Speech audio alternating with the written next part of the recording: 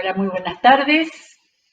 Seguimos con el profeta Jeremías, uno de los libros más ricos en cuanto a lo que significa la historia del pueblo de Dios, donde muestra al Señor que elige a un profeta, como leímos en el capítulo 1, y lo envía y lo apuntala y lo acompaña a una tarea muy difícil porque fue en el tiempo tan difícil de ir avanzando a pesar de toda la profecía de un Dios que clamaba porque se arrepientan, hacia la realidad del imperio invasor babilónico que iba a llegar sobre ellos, iba a destruir y a llevar al exilio a una gran parte de la población.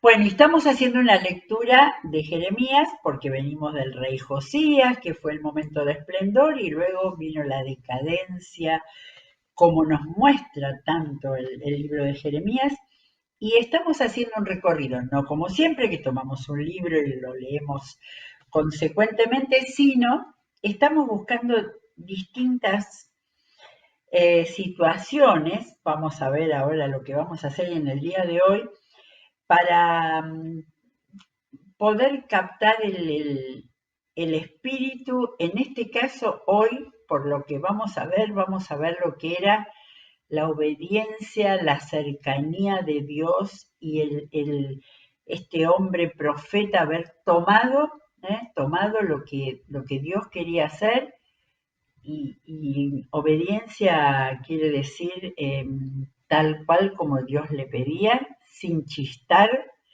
y sin decir esto es una locura o cómo puede ser o algo así. Porque hoy lo que vamos a leer es en distintos capítulos las actuaciones, representaciones que Jeremías tuvo que hacer para en distintos momentos mostrar simbólicamente lo que el Señor iba a hacer, lo que iba a pasar con ese pueblo si seguían así lejos de Dios. Así que hoy lo llamamos las representaciones. También podría haber sido las actuaciones, porque en algunos casos tuvo que hacer cosas aparentemente incomprensibles. Pero bueno, todo esto que ha hackeado la vida de este profeta tan especial, y vamos a seguir después buscando así, saltando por otros capítulos, de manera de ir viendo, entendiendo y recibiendo palabra de Dios en la experiencia esa tan particular de los últimos tiempos antes de la caída definitiva de Judá. Bueno, la primera que encontré, capítulo 13, vamos a empezar a leer. Así me dijo el Señor. Siempre Jeremías mostró que estaba haciendo la voluntad de Dios. Ve y cómprate un cinturón de lino y póntelo en la cintura, pero no lo metas en agua. Conforme a las instrucciones del Señor, compré un cinturón y me lo puse en la cintura. Entonces el Señor me dijo por segunda vez, quizás después, ¿no es cierto? Toma el cinturón que has comprado y que tienes puesto en la cintura y ve a Perat. No se está muy seguro, había otros lugares con ese nombre, y escóndelo allí, en la grieta de una roca. Fui entonces y lo escondí en Perat, tal como el Señor me lo había ordenado. Al cabo de muchos días el Señor me dijo, ve a Perat y busca el cinturón que te mandé a esconder allí. Fui a Perat, cavé y saqué el cinturón del lugar donde lo había escondido, pero ya estaba podrido y no servía para nada. Entonces el Señor volvió a decirme, así dice el Señor, de esta misma manera, destruiré el orgullo de Judá y el gran orgullo de Jerusalén. Este pueblo malvado que se niega a obedecerme, que sigue la terquedad de su corazón y va tras otros dioses para servirlos y adorarlos, será como este cinturón, que no sirve para nada. Y ya habíamos visto otra vez ese concepto en otro de los capítulos que leímos ayer, esa idea de no servir para nada. Porque así como el cinturón se ajusta a la cintura del hombre, así procuré, pasado, dice Dios, así procuré que todo el pueblo de Israel y toda la tribu de Judá se ajustaran a mí, afirma el Señor, para que fueran mi pueblo y mi renombre, mi honor y mi gloria. Fíjense lo que Dios pide, ¿no? Mi pueblo, mi renombre, mi honor y mi gloria. Y entre signos de admiración, pero no me obedecieron. Después viene capítulo 15, 18, capítulo 18. Esta es la palabra del Señor que vino a Jeremías. Baja ahora mismo a la casa del alfarero y allí te comunicaré mi mensaje. Este tiene por título Parábola del alfarero. Todo lo que Dios mostró acá era como una parábola, ¿no? Esa forma tan usada en la antigüedad para dar una enseñanza muy concreta. Entonces bajé a la casa del alfarero y lo encontré trabajando en el torno, pero la vasija que estaba moldeando se le deshizo en las manos, así que volvió a hacer otra vasija hasta que le pareció que había quedado bien. Ese concepto, ¿no? De servir, de no servir, de que era bueno, que había quedado bien. En ese momento la palabra del Señor vino a mí y me dijo: pueblo de Israel, ¿acaso no puedo hacer con ustedes lo mismo que hace este alfarero con el barro? Afirma el Señor. Ustedes, pueblo de Israel, son en mis manos como el barro en las manos del alfarero. En un momento puedo hablar de arrancar, derribar y destruir a una nación o a un reino. Pero si la nación de la cual hablé se arrepiente de su maldad, también yo me arrepentiré del castigo que había pensado infligirles. En otro momento puedo hablar de construir y plantar a una nación o un reino. Pero si esa nación hace lo malo ante mis ojos y no me obedece, me arrepentiré del bien que había pensado hacerles. Y ahora habla con los habitantes de Judá y de Jerusalén y adviérteles que así dice el Señor: estoy preparando una calamidad contra ustedes y elaborando un plan en su contra. Vuélvanse ya de su mal camino, enmienden su conducta y sus acciones. Ellos objetarán: es inútil. Vamos a seguir nuestros propios planes y cada uno cometerá la maldad que le dicte su obstinado corazón. De manera que esto no fue una representación, sino Jeremías formó parte con ir a mirar al alfarero trabajando en una forma tan clara, ¿no? Por eso las parábolas eran tan importantes, porque había una enseñanza espiritual.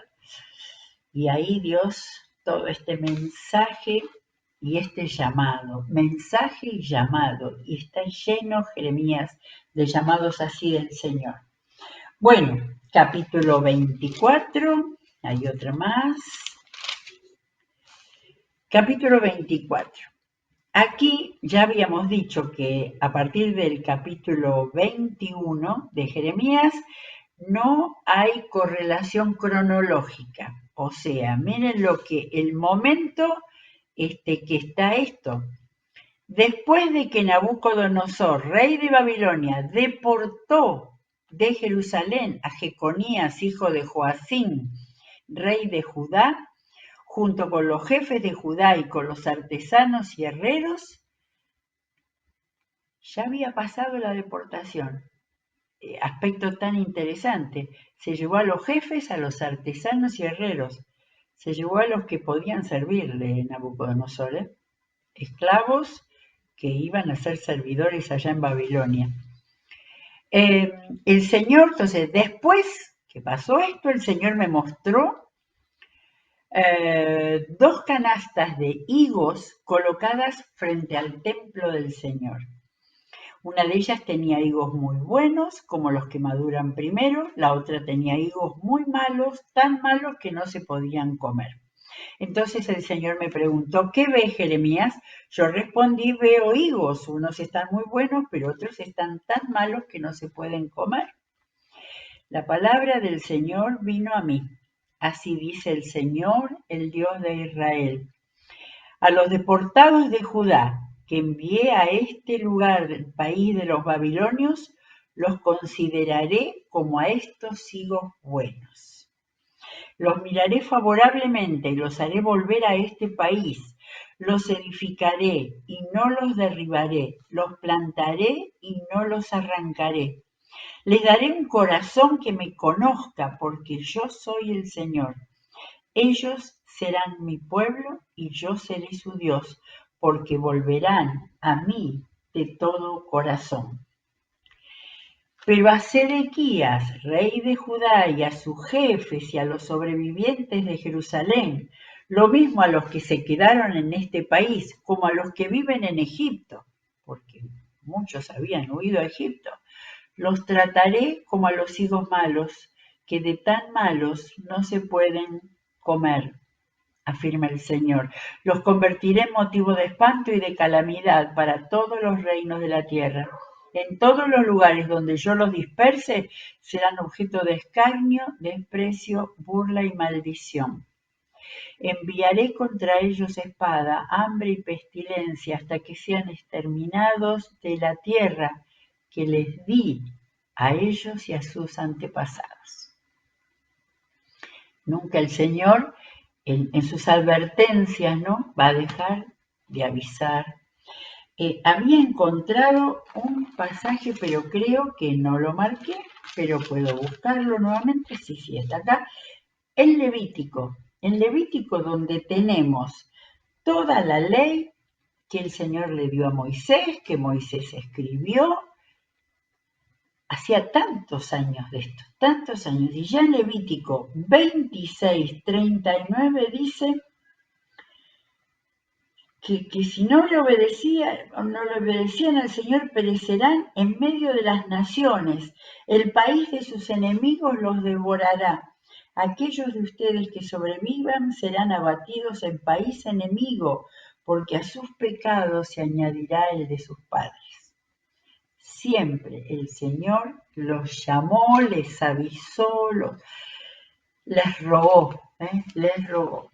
Acabamos de leer Levítico, tan allá atrás en la Biblia, después del Éxodo. Bueno, leímos ya las canastas de higos, acá viene una, 27, capítulo 27.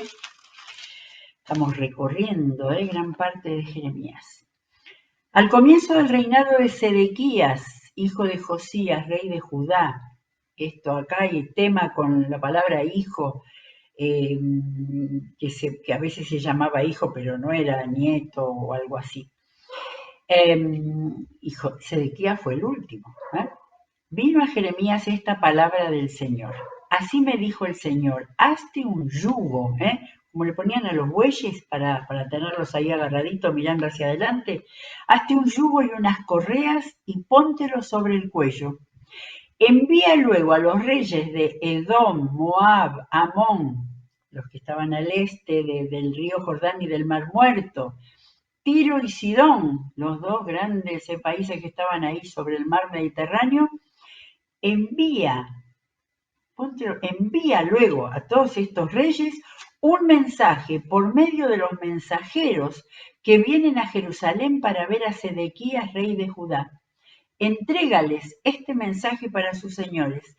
Así dice el Señor Todopoderoso, el Dios de Israel. Digan a sus señores, yo, con mi gran poder y mi brazo poderoso, hice la tierra y los hombres y los animales que están sobre ella, y puedo dárselos a quien me plazca. Qué palabra de autoridad, qué fuerte para esos pueblos que en distintos momentos habían luchado contra Israel. Puedo dárselos a quien me plazca. Ahora mismo entrego todos estos países en manos de mi siervo Nabucodonosor, rey de Babilonia. y hasta las bestias del campo las he puesto bajo su poder. Todas las naciones le servirán a él, y a su hijo y a su nieto, hasta que también a su país le llegue la hora y sea sometido por numerosas naciones y grandes reyes. Ya el Señor estaba anticipando los medos y persas con Ciro que iban a venir, iba a ser la caída de Babilonia. Los que no pueden creer en el Señor no leen la Biblia, porque leyendo la Biblia pueden ver Dios siempre anticipando lo que iba a pasar porque Él lo sabía. Todas las naciones, a su hijo y a su nieto, porque después ya vienen los medos y persas. Y si alguna nación o reino rehúsa someterse a Nabucodonosor, rey de Babilonia, y no dobla el cuello bajo el yugo del rey de Babilonia, yo castigaré a esa nación con espada, hambre y pestilencia, hasta que Nabucodonosor lo destruya por completo. Por tanto, no les hagan caso a sus profetas ni a sus adivinos, intérpretes de sueños, astrólogos y hechiceros que le dicen que no se sometan al rey de Babilonia. Las mentiras que ellos les profetizan solo sirven para que ustedes se alejen de su propia tierra, para que yo los expulse y mueran. En cambio, a la nación que doble el cuello bajo el yugo del rey de Babilonia y se someta a él, afirma el Señor, yo la dejaré en su propia tierra para que la trabaje y viva en ella. Era hasta el 15. A Sedequías, rey de Judá, le dije lo mismo. Doblen el cuello bajo el yugo del rey de Babilonia, sométanse a él y a su pueblo y seguirán con vida. ¿Para qué van a morir tú y tu pueblo por la espada, el hambre y la pestilencia, tal como lo ha prometido el Señor a toda nación que no se someta al rey de Babilonia? No le hagan caso a las palabras de los profetas que les dicen que no se sometan al rey de Babilonia, porque lo que les profetizan son mentiras.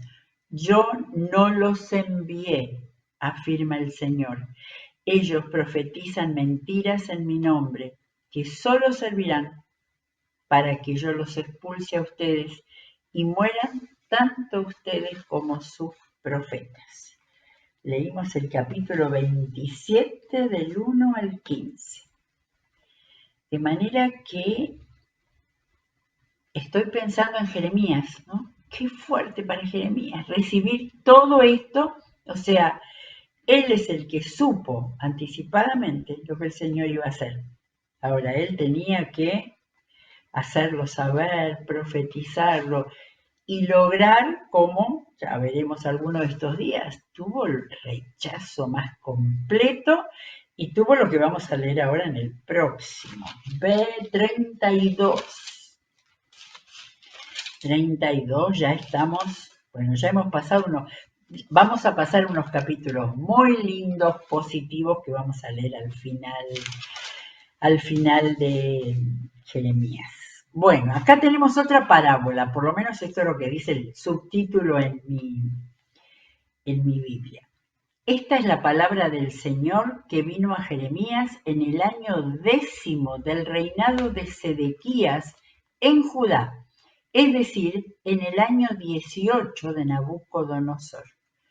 De manera que todavía, ahora vamos a ver lo que está pasando porque tenemos todos los detalles. Es tan interesante que además de los mensajes que el Señor le había dado, además de todo lo que Jeremías vuelca, su estado de ánimo, su angustia por tener que estar haciendo estos llamados permanentes, pero a la vez tenemos tantos elementos históricos que muestran la veracidad de todo este relato, ¿sí?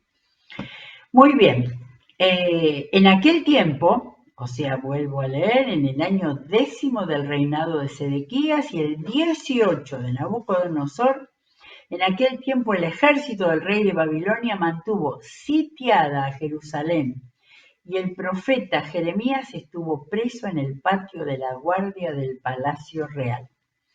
No es en otro capítulo donde cuenta eso. El rey no pudo soportar lo que estaba diciendo Jeremías y lo puso preso en el patio, dice acá, y le pasaron cosas peores.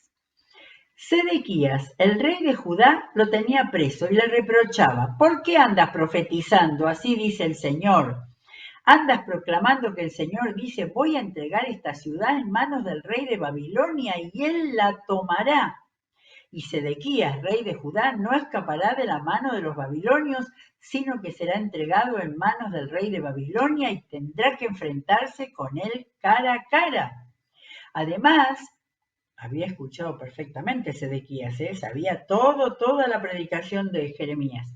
Además, dices que el Señor afirma: Nabucodonosor se llevará a Sedequías a Babilonia y allí se quedará hasta que yo vuelva a ocuparme de él. Y también, si ustedes combaten contra los babilonios, no vencerán.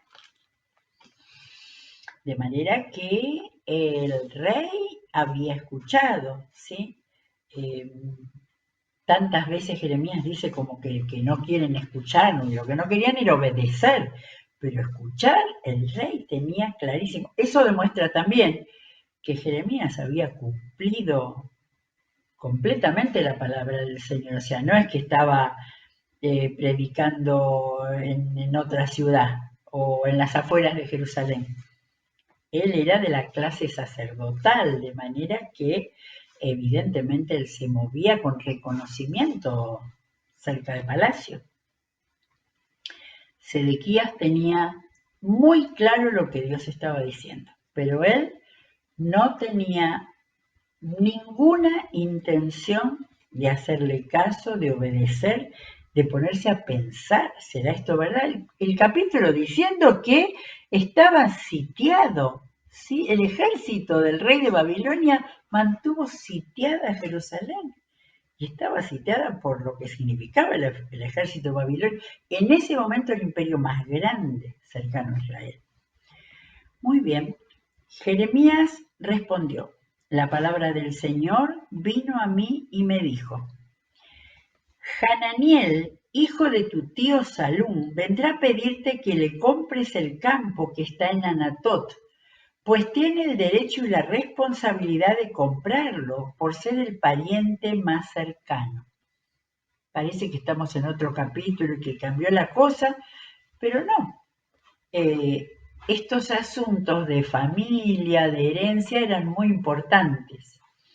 En efecto, conforme a la palabra del Señor, mi primo Hananiel vino a verme en el patio de la guardia y me dijo: compra ahora mi campo que está en Anatot, donde era Jeremías, en el territorio de Benjamín, ya que tú tienes el derecho y la responsabilidad de comprarlo por ser el pariente más cercano. Entonces comprendí que esto era palabra del Señor, y le compré a mi primo Hanamel, el campo de Anatot por 17 monedas de plata. Reuní a los testigos, firmé la escritura, la sellé y pagué el precio convenido. Luego tomé la copia sellada y la copia abierta de la escritura con las condiciones de compra y se las entregué a Baruch, hijo de Nerías y nieto de Maseías, en presencia de Hanamel, de los testigos que habían firmado la escritura y de todos los judíos que estaban sentados en el patio de la guardia. De manera que en este caso su situación de preso no era tan terrible como lo fue después, pero se le permitió hacer una transacción, ¿sí? Con incluso, como era tan importante en ese momento, con testigos. Entonces le ordené a Baruch había sido su secretario y vamos a verlo en otro momento. Le ordené a Baruch: así dice el Señor Todopoderoso, el Dios de Israel. Toma la copia sellada y la copia abierta de esta escritura y guárdalas en una vasija de barro para que se conserven mucho tiempo. porque así dice el Señor Todopoderoso, el Dios de Israel, de nuevo volverán a comprarse casas, campos y viñedos en esta tierra. Esa promesa que está unos capítulos más atrás, que ya la vamos a leer, donde se dio indicaciones de Dios para los cautivos que fueron llevados a Babilonia, porque hubo promesa de Dios de restitución. De manera que, a ver cómo dice, después de entregarle la escritura a Baruch, oré al Señor. ¿Estaría entendiendo Jeremías lo que pasaba y lo que iba a pasar? Ahora él tenía una actitud absolutamente de obediencia, ¿sí? Así como leímos ayer la forma en que decía sin cesar o que decía día y tras día repetidas veces, ¿no? Esa frase que se repetía a lo largo del libro, él obedecía al Señor porque sabía que esta representación que tuvo que hacer él, no sabemos si llegó a poder usar ese terreno, pero eso representaba que iba a haber una vuelta. Oré al Señor, Señor mi Dios, tú, con tu gran fuerza y tu brazo poderoso, has hecho los cielos y la tierra. Todo judío fiel, cada día reconocía a Jesús, a Jehová, al Creador, al Señor. Para ti no hay nada imposible. Mientras tu fiel amor a multitud de generaciones, pero también castigas a los hijos por la iniquidad de sus antepasados. Oh Dios grande y fuerte, su nombre es el Señor Todopoderoso. Tus proyectos son grandiosos y magníficas tus obras. Tus ojos observan todo lo que hace la humanidad para dar a cada uno lo que merece, según su conducta y los frutos de sus acciones. Tú hiciste milagros y prodigios en la tierra de Egipto y hasta el día de hoy lo sigues haciendo, tanto en Israel como en todo el mundo. Así te has conquistado la fama que hoy tienes. Tú, con gran despliegue de poder y con milagros prodigios y gran terror, sacaste de Egipto a tu pueblo. Le diste a Israel esta tierra donde abundan la leche y la miel, tal como se lo había jurado a tus antepasados. Pero cuando entraron y tomaron posesión de ella, no te obedecieron ni acataron tu ley, ni tampoco hicieron lo que les habías ordenado. Por eso les enviaste toda esta desgracia. Y ahora las rampas de ataque han llegado hasta la ciudad para conquistarla. Jeremías se daba cuenta y el rey Sedequías ni lo tomaba en cuenta. Han llegado para conquistarla. A causa de la espada, el hambre y la pestilencia, la ciudad caerá en manos de los babilonios que la atacan. Señor, todo lo que habías anunciado se está cumpliendo y tú mismo lo estás viendo. Señor mi Dios, a pesar de que la ciudad caerá en manos de los babilonios, tú me has dicho, cómprate el campo al contado en presencia de testigos.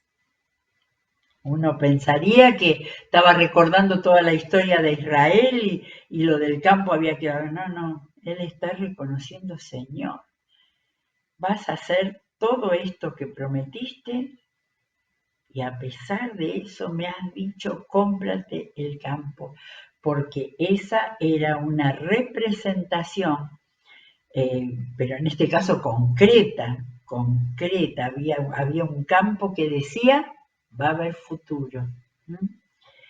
Y bueno, viene después, ya no tenemos tiempo, vino la palabra del Señor a Jeremías. Yo soy el Señor, Dios de toda la humanidad. ¿Hay algo imposible para mí? Por eso así dice el Señor, voy a entregar esta ciudad en manos de los babilonios y de Nabucodonosor, su rey, y él la capturará. Y los babilonios que ataquen esta ciudad entrarán en ella y le prenderán fuego, así como a las casas en cuyas azoteas se quemaba incienso a Baal. Y para provocarme a ira se derramaban libaciones a otros dioses, porque desde su juventud el pueblo de Israel y el de Judá no han hecho sino lo malo, delante de mí. El pueblo de Israel no ha cesado de provocarme a ira con la obra de sus manos. Desde el día en que construyeron esta ciudad hasta hoy, ella ha sido para mí motivo de ira y de furor. Por eso la quitaré de mi presencia. Por todo el mal que han cometido los pueblos de Israel, ya había sido castigado, y de Judá y de Jerusalén. Ellos no me miraron de frente, sino que me dieron la espalda. Y aunque, lo leímos ayer, una y otra vez les enseñaba, no escuchaban ni aceptaban corrección. Y acá Dios les vuelve a decir, sigue esta respuesta del Señor a la oración de Jeremías, que Jeremías la atesoró para escribirla después y para que no llegara al día de hoy. El Señor Dios Todopoderoso, Rey de toda la creación, sigue siendo el mismo en el día de hoy. Y nos dejó su palabra. Nos dejó su palabra para que recordáramos cómo puso un pueblo, le dio instrucciones, le dio vida y después actuó porque habían desobedecido completamente. Bueno, vamos a seguir otros pasajes así de un lado al otro de Jeremías para entender todo el mundo, las acciones que tuvo que hacer este hombre de Dios, siendo un personaje fundamental en aquel tiempo, ¿sí? De la caída del reino de Judá. Muy bien, seguiremos mañana si Dios quiere. Que el Señor los bendiga.